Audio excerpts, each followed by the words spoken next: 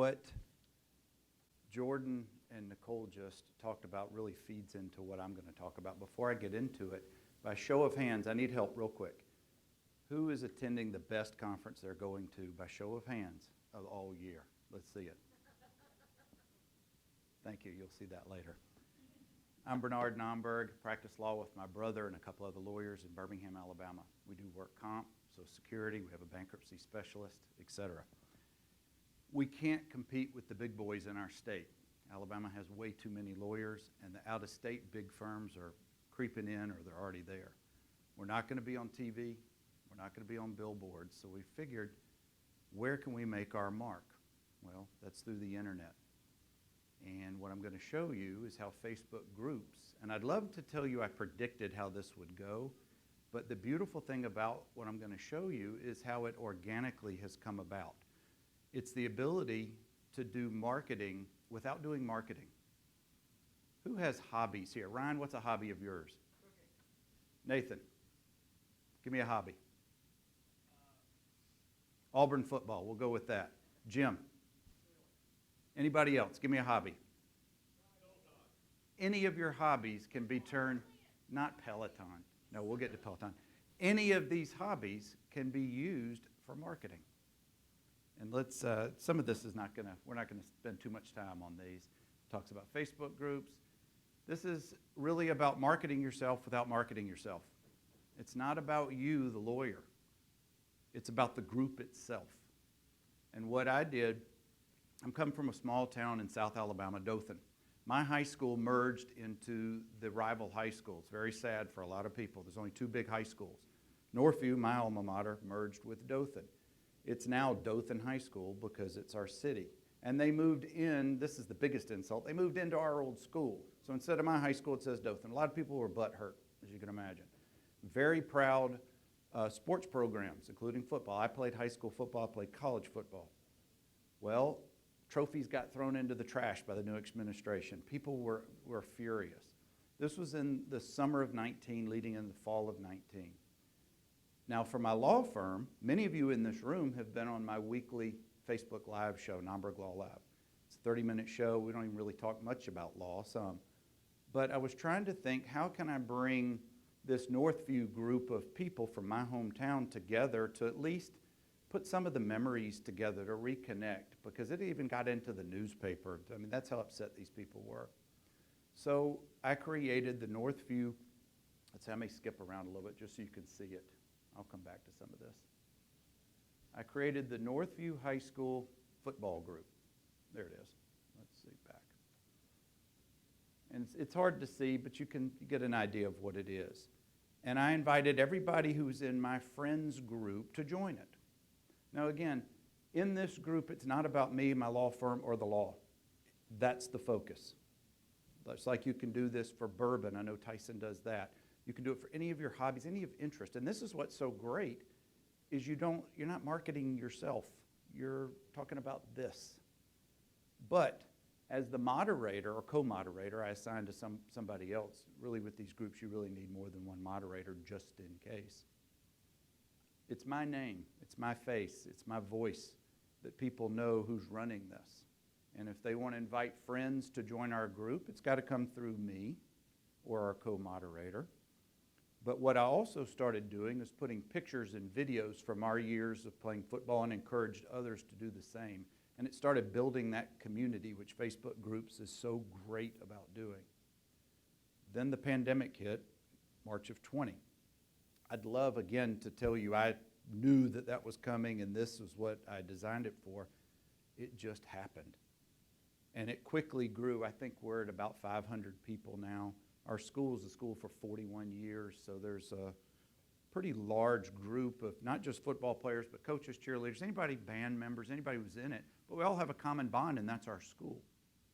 So I then took the idea from my law firm's weekly show, why don't I start interviewing some of the coaches and well-known players. We've had players make it into the pros. They're very well known, at least in our region. So I interviewed our high school's main coach, our best coach who won the championships. And the amount of people, because this was in, I think, April of 2020, The number of people who tuned in was almost 1/3 of the total group membership for just that show, live. It was incredible. It was in Zoom, and I posted it only live through that group, and it's a closed group. Then I started doing it each week, and now I've done about 80 different former members from our high school all years, going back from 78 to 2019. Again, a lot of people don't know each other, but each week I do these every Wednesday night. Now, what I should have let off was I do this because I've made a decision with my brother about how we do some of our marketing. About 1/3 of my work week is spent on some version of marketing. Those of you who know me know I'm on a bunch of platforms, do a bunch of different things. But if you've got kids at home, or if you don't like marketing, this is not really for you. This is really kind of as both Jordan and Nicole said, this is really a niche. You really have got to enjoy what you're doing here. I never mentioned my law firm. I never mentioned that I'm a lawyer. But through these weekly shows, people getting to know who I am. They knew who I was because of my playing days back then. Had some success back in high school. They knew me then, but that was only that time period of people. But they really know who I am now because of this show. And occasionally I'll put videos in there of just me saying, hey, if you want to promote your business, folks who live in Dothan, put your business in here. But I also have divided it. Let's see. I do one for Vanderbilt, and I'm going to show you in a minute. If you know how Facebook groups work, you can divide it by topics. You can divide it by, let's see the next one. Nope, sorry guys. You can make it easily searchable. There's an announcements section that has in there, and that I keep that at the top of the page. It's a welcoming video. It's letting them know who the next several guests who are coming up on the show. It's my encouraging them, put your videos, your photos, your memories in there so we can all share a commonality. Now how they're getting to me, and this is what happened, and this is where the light bulb really went off, is that at least in my Northview group from my hometown, I was starting to get messages and phone calls. Hey, do you do car wrecks? Do you do med mal? Do you know Dr. So-and-so? And this is really kind of in my hometown. And my hometown in Dothan, 50, 60,000 people, is very saturated with lawyers. But these people know me through this, or maybe they knew my dad who used to practice down there for many years. But I started getting cases out of this. And it was pretty organic, meaning, again, never mentioned what I did for a living, but then people would go find me on my other platforms, and they'd start, I've gotten cases, I've referred cases out, I've handled some cases, but that's how this has worked. And now these two groups, again, like I said, I played high school and I also played college football. I went and looked about the same time I created the one for my high school, I created this one for my football, for Vanderbilt. There are other Letterman groups and alumni groups. They're not run by the school, and I'm not affiliated or supported by the Vanderbilt Athletics Department. But now that they've seen what I've done for the last 2 years, they use my videos all the time, and I'm happy for it. But I've done about 80 weekly videos. I do these on Tuesday nights. They're on Zoom, and I tell the folks, my interviewees, I'm going to push it live strictly here, and it is a closed space of, I don't know how many are on there. It's probably about 400 or 450 in this group. It's become kind of a safe space to just talk about, and no snickering out here, you Bama fans, about Vanderbilt football. Again, we all have commonality in being a member here. I might have played in the late 80s. Other members played in the 50s. Some of the members played in the 2010s, whatever. But we all played at the same stadium. We all know the crappy facilities, coaches, et cetera. But that's what brings us together. And each day, not each day, almost each day, for both of these groups, I find more information. My high school doesn't have a program anymore, but we may see former high school players playing in college or in pros, so we'll put that in there to keep the discussion going. We're in the middle of the football season, so I put stuff here about Vanderbilt. I've had the athletics director and the head coach both as my guests in the last month or so. And I've got the chancellor of the university coming on next month. So what do I do with those videos afterward? As I tell my guests, it's a closed private group. The only people who are going to be watching this and commenting live, y'all know how Zoom and pushing it to Facebook works. You can interact, communicate. And I field questions. I let them know who's there. I then upload it to YouTube, to my personal YouTube channel. And it's amazing how people are finding me either for law or not for law.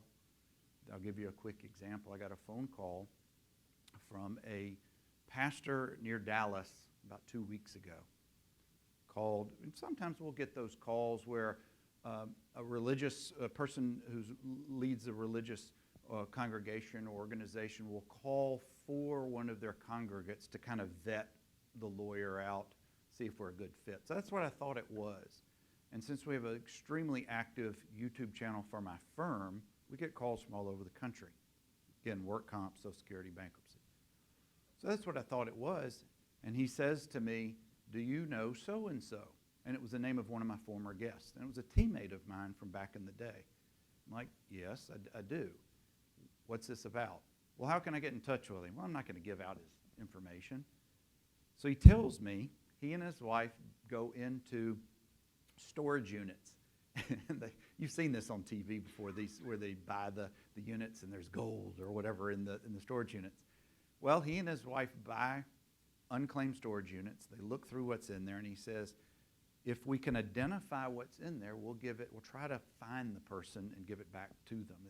It helps us betterment of the community. I'm like, that's awesome. Why are you calling me?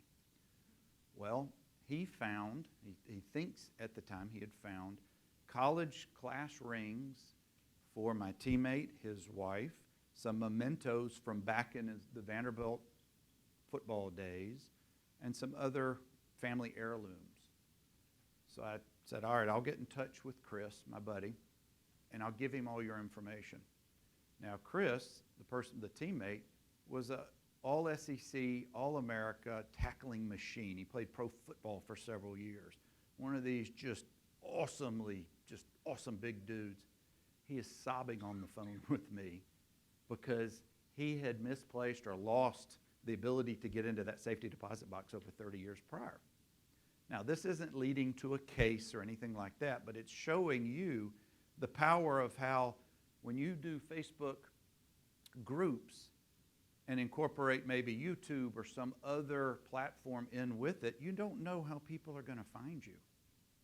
Now, there's a whole bunch of stuff you can read on these other slides that'll either bore you or hopefully educate you a little bit. But I know we've got about 5 or 6 minutes left, but I wanted to, let me see if there's anything else here. This is probably one of the best information when you're running them. Now, you don't have to just be a moderator. You could join groups, but I want to caution you that if you join a group that does bourbon or hiking or Peloton, don't be so quick to jump in there with the lawyer speak and how you can help as the lawyer. You need to be in that group for months, if not quite a while, and earn your place in the group amongst the active people. Because if you come in there, you're going to look like you just joined and you're looking to join because you want to market yourself. There's a fine line. There's a real fine line there. Earn your place in the group because of the group. Then you can make suggestions about whatever the niche within the law, or maybe if you have a voice in there, you become known as the lawyer who likes bourbon, etc. So that's, with the last few minutes that we have, I'll be glad to field any questions. And I know I went through this kind of quickly, but I'm now almost 2 years into this. There's almost 900 people. I bet I've fielded 30 or 40 phone calls between the two groups that have led to some cases, some fees. And it really just developed so organically because when I put it together, it was not for the purpose of creating marketing. And while I'm in there, it's fun because these are two topics that are important to me. It's part of my past, part of my current, and it's all my friends. So that's why I'm saying pick something that you enjoy as a hobby and join those groups. Or if you don't see what you like, create your own. And you can build this just slowly over time. Any questions, any thoughts? Amy?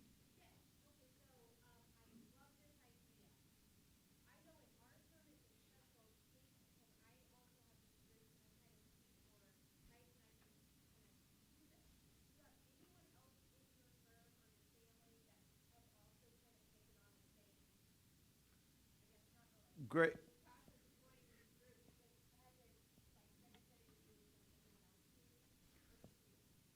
I'm the one who's the main moderator for both of these groups. Now, I've got two former teammates from, or not teammates, but from different years who may know other generation of former players who are co-moderators. I thought about getting either a family member to help out or someone in my firm to help out, but it would take away from the authenticity. It truly would. Mm-hmm.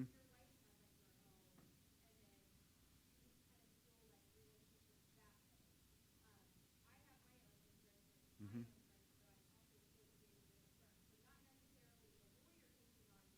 Mm-hmm. I understand what you're asking. We haven't, that hadn't been my experience. It doesn't mean it wouldn't work beautifully. But yeah. Yeah. Mm-hmm.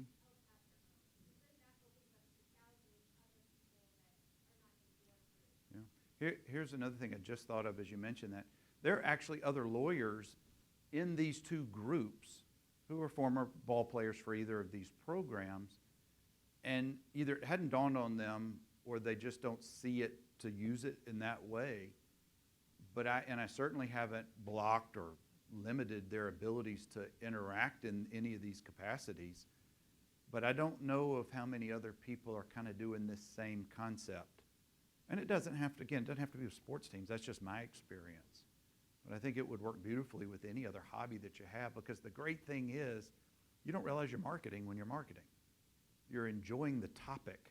And oh, by the way, you're the lawyer that they can now go to because everybody knows who I am. They didn't know who I am, most of these people, until I started creating this group. And people are adding to this group. Other members are bringing in their teammates, their classmates, et cetera. I got about 2 more minutes. Anybody else with any other comments? Yes, sir. Aside from the weekly interviews, the videos that you do, Mm-hmm. what other things do you ever keep presentations, whether it be polls or posts? Do you have a schedule for that? Every bit of that. I'm running out of material for my high school. Again, it's only 41 years of information. So I'm begging former teachers and teammates, please bring me your yearbooks. Text me or email me all of your photos or articles. And we have, I'd say we're about 70% of the way with newspaper articles for the entire program. Now, if Facebook ever crashes, the whole thing goes away because there's no backup. But when I have guests that come on, I have them send me, I have a list of about 10 questions. So I actually promote the show the Sunday of the week that it comes out, like at 10 o'clock on Sundays. Everybody who's my next guest has photos of themselves from back in the day, from when they played ball or cheered or in the band. Send that to me. People love to see all that stuff. So I put together a little paragraph and then all their photos. And there'll be 50, 60, 70, 80 comments, even before the show is aired. Now, when the show is going, it depends on who they are in their level of knowledge or, importance to the group or familiarity in the group. There might be 5 people watching, or there may be 50 people, just depending on who it is. But then what happens, and here's the beautiful thing that I'll finish on. I put it on YouTube, and then I post the link to Facebook, Instagram, Twitter, wherever I am on social media, tag them assuming they're on those platforms. But then I also will text or email them the YouTube link. And they want to take that and share that out with their people. So it's the next, the next reaches of your own videos, and you're the person who's the moderator of the show. So, anything else? Yeah, anything. You always do them private? Yes, because that encourages the guests to be more open with it. I tell them exactly how this is. The only people who are going to be in there live are the people within our group. A lot of people are hesitant and still don't want to do it because they don't want to be video. They don't like to share their story. Other people are chomping at the bit to tell their story. And it becomes emotional. I've had some of the biggest dudes in the world there bawling by the end because they're remembering all these great memories that they've had. And some of their teammates who they hadn't seen in decades are in the group commenting back to them. And it's been cool. Like I went to a Vanderbilt football game at the beginning of the year, and we had 13 or 14 from my signing class all show up, and a lot of whom hadn't seen each other since we all graduated. Anyway, that's my time.